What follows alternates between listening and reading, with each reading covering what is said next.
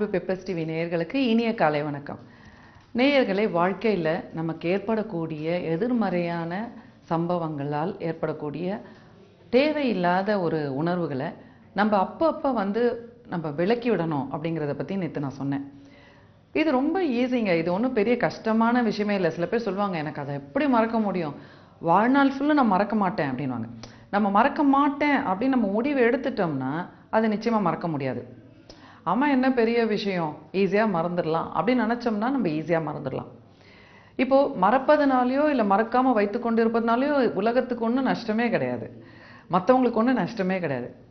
ஆனால் எது ஒன்று நம்ம பண்ணாலும் அதனால் பாதிக்கப்பட போகுது நம்மளுடைய உடம்பு, நம்மளுடைய மனது, நம்மளுடைய ஆன்மா தானே தவிர மற்றவர்களுக்கு வேறு விதமான தொல்லை வரும். நம்மளுடைய பிஹேவியர்னால அவங்களுக்கு தொல்லை வரும். ஆனால் அதையும் அவங்க எதிர்கொள்கிறாங்கன்றதை பொறுத்து தான் அவங்களுக்கு அது பாதிப்பாகவோ இல்லை சாதாரணமாகவோ போயிடும். அதனால நம்ம முதல்ல நமக்கு நம்ம ஆதரவாக நடந்து கொள்ள புரிஞ்சுக்கணும். நம்மை நாமே நேசிக்கணும், நம்மை நாமே ஒற்றுக்கொள்ளணும். எப்படி இருந்தாலும் அதை நம்ம ஏற்றுக்கிட்டு நம்ம எந்த அளவுக்கு ஆக்கப்பூர்வமாக ஒரு மனிதனாக செயல்பட முடியும் அப்படிங்கிற ஒரு நோக்கத்தோட நம்ம வாழ்க்கையில் ஒவ்வொரு அடியும் எடுத்து வச்சுக்கிட்டே இருந்தோம்னா நிச்சயமாக இந்த மாதிரியான உணர்வுகளை விலக்கிவிட முடியும். இப்போ வீடை நம்ம சுத்தமாக வைத்தே ஆக வேண்டும், நல்ல ஒரு ஆரோக்கியமான ஒரு சூழ்நிலையை ஏற்படுத்தியே ஆக வேண்டும் அப்படின்ற ஒரு தீர்மானத்தோடு செய்யும்போது வீடு அழகாகுதா இல்லையா? தேவையில்லாத பொருள்களை நம்ம மனசு தூக்கி வெளியில் வீசுகிறோமா இல்லையா? இது செய்யாமல் சில பேர் இருப்பாங்க. வீட்டில் பல நாள் பல வருட நியூஸ் பேப்பரை அடுக்கி வச்சுக்கிட்டே இருப்பாங்க. ஏன்னா ஏன் போட்டுடுங்களேன் அப்படின்னு யாராவது சொன்னால் அவங்களுக்கு ரொம்ப கோவம் வரும். என்னென்னா ஒரு நாள் நான் படிப்பேன், ஒரு நாள் படிப்பேன்வாங்க. சரி, வீட்டில் இருக்கிறவங்களும் கொஞ்சம் பொறுத்து பார்ப்பாங்க. இவர் டிவி பார்ப்பாரு, இல்லை தேவையில்லாத புத்தகங்களை படிப்பாங்க, இல்லை டீ கடையில் போய் உட்காந்து அரட்டடிப்பாங்க. ஆனால் இந்த உபயோகப்படும்னு சொல்லிட்டு கட் பண்ணி வச்ச குறிப்புகளை ஒரு நாளும் படிக்க மாட்டாங்க. ஸோ அடுத்தது சில பேர் பார்த்தீங்கன்னா தேவையில்லாத சில பொருட்களை சேகரிப்பாங்க. இது எதுக்காக பண்ணுறோம்? இப்போ ஹாபி, சில பேர் காயின்ஸ் கலெக்ட் பண்ணுறது, அந்த காலத்துலலாம் ஸ்டாம்ப்ஸ் கலெக்ட் பண்ணுறது, அதெல்லாம் ஒரு நோக்கத்தோடு பண்ணுவாங்க. அது ஒரு எக்ஸிபிஷன் வரும்பொழுது அதை கொண்டு போய் காமிச்சு அதில் பங்கெடுத்துப்பாங்க. இல்லாட்டினா அதுலேருந்து கற்றல், அதை பகிர்ந்து ஒவ்வொரு ஸ்டாம்ப்ஸ் எதுக்காக வந்தது அப்படிங்கிற ஒரு ஹிஸ்ட்ரிலாம் தயார் பண்ணி இதை மாதிரி ஒரு நோக்கத்தோடு பண்ணும் பொழுது அது தவறு கிடையாது. சில பேர் விநாயகர், எனக்கு தெரிஞ்ச ஒருத்தங்க இருக்காங்க, விதவிதமான விநாயகரை கலெக்ட் பண்ணுவாங்க. கலெக்ட் பண்ணி என்ன பண்ணுவாங்கன்னா அதை அழகுபடுத்தி அதை வைத்து அதில் ஆனந்தம் பட்டு அந்த மாதிரிலாம் பண்ணுவாங்க. ஸோ இதை மாதிரி நமக்கு ஏதாவது ஒரு உணர்வு, ஒரு உபயோகமான ஒரு உணர்வோ இல்லை ஒரு கற்றலோ இருக்கும் பொழுது அந்த மாதிரி சேகரிக்கும் குணம் தப்பாகவே இருக்காது, மற்றவங்களுக்கு உபத்திரமாகவும் இருக்காது. ஆனால் இந்த மாதிரிலாம் செய்யாது, சும்மா தேவையில்லாத பொருட்களை சேர்த்துக்கிட்டே வருது. அந்த மாதிரி வாங்கப்படுற பல பொருட்கள் பார்த்தீங்கன்னா சில வெள்ளி பொருட்கள், இந்த வெள்ளி பாத்திரம், தட்டு கிட்டு இதெல்லாம் கல்யாணத்தில் வாங்குவாங்க. ஆனால் லைஃப்பில் எனக்கு தெரிஞ்சு ஒரு தடவை கூட அதை வச்சு அவங்க உபயோக கூட படுத்திருக்க மாட்டாங்க. அடுத்தது இதை வைக்கிறதுக்காக கொண்டு போய் லாக்கர் வேற செலவு பண்ணிட்டு இருப்பாங்க மாதம். இல்லை அதை வைக்காமல் சோம்பேறித்தனம் பண்ணிட்டு வீட்டில் வச்சுட்டு அது களவாடப்படும். இல்லாட்டினா இந்த பித்தளை பாத்திரம், அப்புறம் தேவையில்லாத பெண்கள் புதுசாக வர்றதெல்லாம் வாங்கணும்னு சில பேர் இருப்பாங்க. அப்புறம் கொஞ்ச நாள் இன்னொன்று பார்த்தீங்கன்னா இந்த டிவி பார்த்துட்டே இருக்கும்பொழுது சில இந்த ஆன்லைன் பை, டெலி பை, இந்த மாதிரிலாம் நம்மளுக்கு தேவையில்லாத அவங்க திருப்பி மூளை செலவை செய்யும்போது ரொம்ப பயனுள்ளதாக இருக்கும். இது அப்படி இருக்கும் இப்படி இருக்கும்னும்போது தேவையில்லாத வாங்கிடுவாங்க. அதுக்கப்புறம் அதை வெளியில் போட மாட்டாங்க. மனசு வீட்டிலேயே வச்சு இந்த மாதிரி நிறைய சேர்த்துருவாங்க. ஸோ இதெல்லாம் செய்யும்பொழுது என்ன ஆகும்னா, இந்த பழக்கம் இருக்கிறவங்களுக்கு தன்னுடைய உணர்வுகளை கூட இந்த மாதிரி சேமிக்கக்கூடிய பழக்கம் அவங்கள அறியாமல் மூளையில் பதிவாயிடும். நம்ம மூளையில் எல்லாம் பதிவாகுங்க. அந்த பேட்டர்ன்ஸ் எப்படி பதிவாகுதோ அதுக்கேற்ற மாதிரி தான் நம்ம இயங்க முடியும். நாம் கூட ஒரு இயந்திரம் மாதிரி தான். எப்படி கம்ப்யூட்டர் அதில் இருக்கக்கூடிய அந்த சாஃப்ட்வேர்ஸ் எப்படி அதை இயக்குகிறதோ அப்படி தான் அது இயங்க முடியும். அதே போல் நம்ம மூளையில் ஒவ்வொரு செயலும் நம்ம எப்படி செய்யணும்னு நமக்குள்ளேயே பதிவுகள் பதிக்கப்படுகிறன.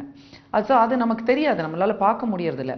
ஆனால் பார்க்க முடியறதில்லைங்கிறதுனால இதெல்லாம் உண்மை கிடையாது. இதெல்லாம் ஆற்றல் வாயிலாக நடக்கக்கூடிய ஒரு சில விஷயங்கள். இப்போ நம்ம உயிரோடு இருக்கிற வரைக்கும், நம்ம உயிரோடு இயங்குகிற வரைக்கும் நம்மளுக்கு உயிர் இருக்குன்றதை நம்ம நம்புகிறோம். அந்த உயிரை காமிங்கன்னா யாராவது காமிக்க முடியுமா சொல்லுங்க? ஏன்னா அது ஆற்றல் இல்லையா? அதே மாதிரி தான் நம்மளுடைய மூளையில் அந்த ஆற்றல் பல விதங்களில் பதிவாகுகிறது. ஸோ இப்போ இதில் வந்து முக்கியமான ஒரு விஷயம் நம்ம புரிஞ்சு கொள்ள வேண்டியது என்னென்னா, நமக்கு தேவையில்லாத விஷயங்களை நம்ம வந்து அப்புறப்படுத்தணும் அப்படிங்கிறத வந்து நம்ம பழக்கி கொள்ள வேண்டும். இந்த மாதிரி பழக்கி கொள்வதனால் என்ன நல்ல பயன் அப்படின்னு பார்த்தீங்கன்னா, ஒன்று வந்து பணம் அப்படிங்கிறத சில பேர் பணத்தை கூட என்ன பண்ணுவாங்க, கஷ்டப்பட்டு சம்பாதிப்பாங்க. ஆனால் அதை அனுபவிக்கவே மாட்டாங்க. தமக்கு தேவையானதை வாங்கிக்க மாட்டாங்க, தேவையானதை சாப்பிட மாட்டாங்க. வயத்தை கட்டி வாயை கட்டி சேமிச்சேன்னு சில பேர் பெருமையாக வேற சொல்லுவாங்க. சரி, வயத்தை கட்டி வாயை கட்டி சேமிச்சிங்களே, அதனால என்ன பண்ணீங்க அப்படின்னு பார்த்தீங்கன்னா, அதனால பயனுள்ள விஷயம் ஒன்றுமே பண்ணியிருக்க மாட்டாங்க. ஸோ இல்லை, ஒரு ஆபத்தான நிலைக்கு உதவும் அப்படின்னு சொல்லிட்டு ஒரு இன்செக்யூரிட்டியே மனசில் வச்சு வச்சு வச்சு சில பேர் சில பொருட்கள் வாங்குவாங்க. அந்த மாதிரி வாங்கப்படுகிற விஷயம் வந்து இந்த கோல்டு அப்படிங்கிறது நம்ம நாட்டில். அது ஓரளவுக்கு உண்மைனாலும் ஓரளவுக்கு மேலே போகும் பொழுது அது வந்து தேவையில்லாத விஷயங்கள் தான். அதையே அனுபவித்தோம்னாக்கா நமக்கு வந்து ஒரு பெருமை, நமக்கு வந்து ஒரு காலத்தில் வந்து உபயோகப்படுது. அது மாதிரி இருக்கும்பொழுது பிரச்சனை இல்லை. அளவுக்கு அதிகமாக சில பேர் பணத்தை சம்பாதிச்சுட்டு அது சும்மா தேக்கத்தில் இருக்கும், செலவழிக்கவும் மாட்டாங்க. அந்த மாதிரி இருக்கும்பொழுது அந்த மாதிரி பணத்தால் ஒரு பிரயோஜனமும் இல்லை. எப்படி வந்து ஒரு கிணறு வந்து தேக்கி வைக்கப்பட்ட நீரினால் அது பாழடைஞ்சிரும். அந்த பாழடைஞ்ச கிணறு மட்டும் பாழடைவதோடு இல்லாமல் நாள்பட அது வந்து விஷமாக கூட மாறிடும். மற்றவர்களுக்கு வந்து அதை அருந்தினா அவங்க இறந்துருவாங்க. அந்த மாதிரி மற்றவங்களுக்கு வந்து ஆபத்து தரக்கூடிய பொருளாக கூட மாறிடும். அதே போல் பணம் கூட தேக்கி வைக்கப்படும் கள்ளப்பணம், இது எல்லாமே பார்த்தீங்கன்னா மற்றவர்களுக்கு ஆபத்து தருவது, மற்றவர்களுடைய உரிமையை தான் நம்ம வந்து தேக்கி வச்சுக்கிறோங்கிறது தான் அதில் ஆழ்ந்த உண்மை. ஸோ இந்த மாதிரியான குணம் நமக்குள்ளே வந்து சில நேரத்தில் நம்மளுடைய கல்ச்சர் வாயிலாக கூட, கலாச்சாரத்தின் வாயிலாக கூட சில விஷயங்கள் நமக்கு திணிக்கப்படுறது. இப்போ மேற்கத்தியக்காரர்களை பார்த்தீங்கன்னா அவங்கெல்லாம் வந்து நிறைய பொருட்கள் வாங்குவாங்க, ஆனால் அதை அப்படியே கொடுத்துட்டே இருப்பாங்க, பகிர்ந்துக்கிட்டே இருப்பாங்க. நமக்கு தேவையில்லாத பொருட்களை கொடுத்துட்டு நம்ம புது புது பொருட்களை வாங்கும் பொழுது அந்த இக்கானமியில், பொருளாதாரத்தில் அது வந்து சர்க்குலேட் ஆகிட்டே இருக்கு. அப்போ வந்து அது வந்து தவறுன்னு சொல்ல முடியாது. ஆனால் வாங்கினது எதையும் கொடுக்காம நம்ம ஒரு மொபைல் யூஸ் பண்ணிகிட்டு இருப்போம். சரி, அதுக்கப்புறம் வேறு ஒரு ஹையர் லெவல் மொபைல் வாங்கியிருப்போம். சரி, இப்போ நம்ம இதை உபயோகப்படுத்த போகிறதில்ல, இதை யாருக்கா கொடுத்துலான்னா மனசு வராது அவங்களுக்கு. இல்லை, வச்சுக்கலாம். அப்போ வச்சு என்ன ஆக போகுது, வீண் ஆகிடும். ஸோ இந்த மாதிரியான தேக்கம், பணத்தேக்கம் அப்படிங்கிறது நமக்குள்ளே இருக்குமானால் அது நிச்சயமாக நமக்கு வந்து நிம்மதியை தராது, சந்தோஷத்தை தராது. ஸோ இந்த மாதிரி இந்த கிளட்டரிங் அப்படிங்கிறது வந்து ஒரு அதிக அளவுக்கு போகும்பொழுது, அளவுக்கு அதிகமாக போகும்பொழுது அது வந்து பல நோய்களுக்கு காரணமாக ஆகிறது. இப்போ பைப்போலார்னு சொல்லக்கூடிய ஒரு நோய், ஸ்கிசோஃப்ரீனியான்னு சொல்லக்கூடிய நோய், அதிலெல்லாம் வந்து ஒரு சில பேருக்கு இந்த மாதிரியான பழக்கங்கள்லாம் இருந்திருக்கு. ஒரு அப்சஷன் நோய் சில பேருக்கு. ஸோ இதெல்லாம் நம்ம தவிர்க்கணும் அப்படின்னு நினச்சிங்கன்னா, இந்த நோய்க்காக ட்ரீட்மெண்ட் எடுத்துக்கிறவங்க கூட இந்த நோயிலேருந்து வெளியில் வரணும், நம்ம வந்து இயல்பாக இயங்கணும் அப்படின்னாக்கா, இந்த மாதிரியான ஒரு பழக்கம் இருந்தால் அதை எப்படியாக நிறுத்துவதற்கு ஆலோசனை எடுத்துக்கோங்க. ஆலோசனை எடுத்துக்கிட்டாக்கா இதை நிச்சயமாக நிறுத்திடலாம்.